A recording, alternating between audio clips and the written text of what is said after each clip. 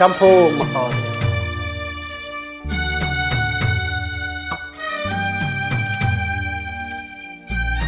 ശിഷ്യ,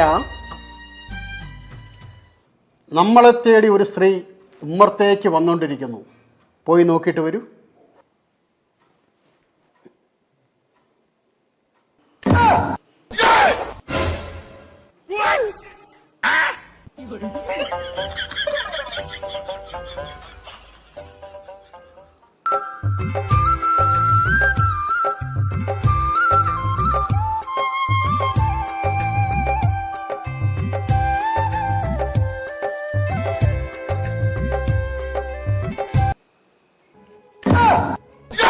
അകത്തേക്ക് വന്നോളൂ.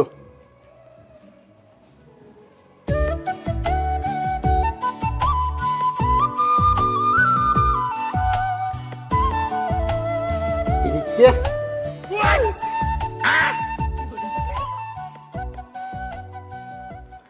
സാമൂഹ്യ മാധ്യമങ്ങളിലും പത്രങ്ങളിലുമൊക്കെ വൈദ്യുതി തിളങ്ങി നിൽക്കുകയാണല്ലോ. ഞാനൊന്ന് കാണാൻ വേണ്ടി വന്നതാ. ജ്യോത്സ്യവും വൈദ്യവും കൂട്ടിക്കുഴച്ചൊരു പ്രയോഗം, അത്രയേ ഉള്ളൂ.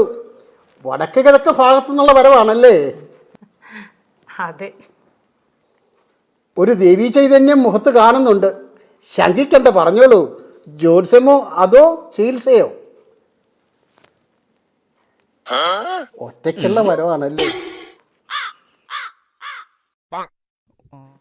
എൻ്റെ വീട് പന്നിക്കോട്ട് ദേവീ ക്ഷേത്രത്തിനടുത്താണ്. തനിച്ചാണ് വന്നത്. ആളെ കൊണ്ടുവരാതെ മദ്യപാനം നിർത്തരുമെന്ന് പറഞ്ഞത് കേട്ടു. അതാ വന്നത്. ശിവ ശിവ, കേട്ടതെല്ലാം ശരി തന്നെ.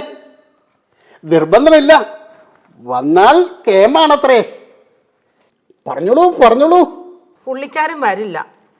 പിന്നെ അതിൻ്റെ പേരില വഴക്ക്. ഞാൻ പലവട്ടം വിളിച്ചു നോക്കി.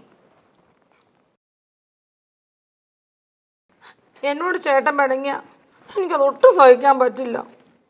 എന്താ ഇത്, കുട്ടി കരയോ? വേണ്ട കേട്ടോ, വേണ്ട, കരയണ്ട, വഴിയുണ്ടാക്കാം. ആട്ടെ, ആളെങ്ങനെ? വെയിറ്റും ഒന്ന് പറയാമോ? സുന്ദരനാ, നല്ലവനാ. ഞാനെന്ന് വെച്ചാൽ ജീവനാ. ഹൈറ്റ് എൻ്റെ അത്രയൊക്കെ ഉണ്ട്. വെയിറ്റ് 70-80. ഒന്ന് പൊക്കി പോയി. ഞാനൊന്നും പറയും. നാം കേട്ടിട്ട് അസൂയ തോന്നുന്നു. സുന്ദരൻ, സുമുഖൻ, പണ്ഡിതൻ. എന്നിട്ടെന്താ മദ്യപാനം? ആട്ടെ, അയാളുടെ ഒരു ചിത്രം തരപ്പെടുത്തി തരാൻ പറ്റുമോ? ഓ പിന്നെ, ആ സമയത്ത് അങ്ങനെയൊന്നും ഫോട്ടോ എടുക്കാൻ പറ്റില്ല. ശിവശിവ, ഞാൻ എന്തായി കേൾക്കണേ? സ്വന്തം കടവന്റെ ചിത്രം പിടിക്കാൻ പറ്റില്ലെന്നോ? അതെ അതെ, എൻ്റെ ഭർത്താവിൻ്റെ കാര്യമല്ല ഞാൻ പറഞ്ഞേ. വടക്കേതിലെ മൂളിയുടെ ഭർത്താവിൻ്റെ കാര്യമാ. പുള്ളിക്കാരന് എന്നെ ജീവനാ. എനിക്കും ഒത്തിരി ഇഷ്ടമാ. അസീരം, എഴുന്നേക്കുക, പോവുക.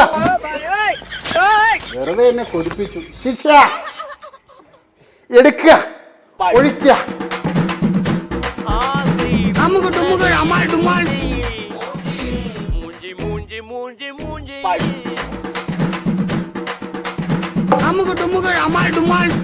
അവിടെ അമ്മയുടെ ഒരു ട്രീറ്റ്മെന്റ്. അല്ലെങ്കിൽ വേറൊരാള്. പിന്നെ മാത്രമേ വൈദ്യുതി